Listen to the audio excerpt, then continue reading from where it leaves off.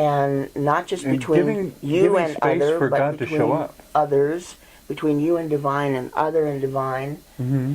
and leaving space exactly for God to show Well, up. in pagan circles, for example, doing an open circle celebration, you're creating a space and you're leaving that space so that people can explore and experience that form of spirituality horizontally relating to each other, and they can also explore and experience that form of spirituality in their divine relationships. If the divine shows up in some way, if they have a vision or a feeling or an insight or any number of things that somehow empowers their growth. To me, one of the real beauties of modern neo-paganism is that we are a religion not of orthodoxy, but of orthopraxy. We don't think the same. We do the same things for much of the same reasoning. And so you go to an open circle, and there are 20 or 30 people, and they are going through the same motions and saying the same things, and there's a structure there. But no two of them are having the same experience. And additionally, if you can maintain your faith, or if the leader can maintain the faith at the level of essences rather than forms, which to some people that may be an unfamiliar way of looking at things. The essence of something and the form of something. If we allow the forms to change to suit the context, we're capable of a whole lot of creativity. Right. If, for You're example, true to the essence. the essence, for example, might be communication with the divine. The form might be prayer, meditation, circle casting, ritual performing, affirmation reciting, visualization, any number of things. Playing music. They're all forms of the essence of human to divine communication. Right. And so that's where, to me, it's very recommendable that you're the spiritual leader that wants to serve the work. Focus on the essence rather than the forms. Let the forms do what they need to do to suit the person to whom you're ministering. If a minister is not familiar with a very broad spectrum of forms, that to me becomes a limitation on the minister.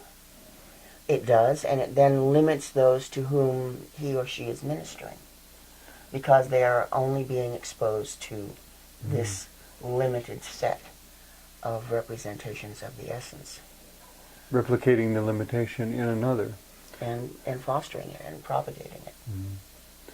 Which ideally, considering how big the divine is, we should continue to encourage expansiveness in human spirits and in human thinking. Well, you know, and ultimately we just sort of do that. Human beings Keep expanding, you mean? keep expanding, keep growing, keep questioning. As a and species, you can still make personal choices within that. one must. But to be cognizant, aware of the spectrum of possibilities before you decide which one suits you best. And also recognizing that you can later change your mind. You know, maybe for now this suits me best, maybe later it'll be something else, but for now I'm here. And that's okay. But keep questioning. It's up to the individual to question, is this working for me? And it's up to the leader to question, am I serving the work? Am I serving their needs? There's no once and for all answer. No, it's an ongoing self-examination. The problem, and I'm sure there are some people out there who define themselves as ministers who espouse one-size-fits-all answers. To me, it makes them blind to anyone to whom they're attempting to minister, for whom those answers don't work. Because each individual watching the show lives within a very specific context. They have relatives of a specific kind, they have co-workers of a specific kind, they have a social and economic situation of a very specific kind. There's no answer that can cover all of that equally. No, one size does not fit all.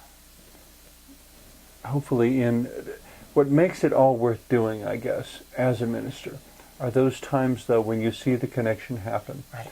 and times when you know you've done something good, even if you don't get to see the final outcome.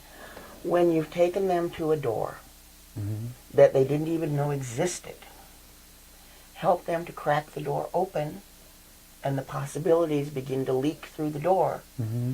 And then you have to step back, because they have to fully open the door and choose to step through. And it's not about you. Mm-hmm. If you have been a good guide, a good teacher, they will reach further Essentially, than you. all a minister is doing is introducing individuals to the divine, and then backing off so that you don't interfere in that Right. conversation. To try to shape it No, your they're- way. No. They're talking to the divine. It's not for me to get in the middle and obstruct the conversation. Right. It is for me to facilitate it in any ways that I can, but to recognize when, no, that's a private conversation, and I need to be out of it. I need to let God give. I need to let that which is truly God give you the answers that the divine knows are the right answers for you. For you now, yeah. Thanks for being with us again.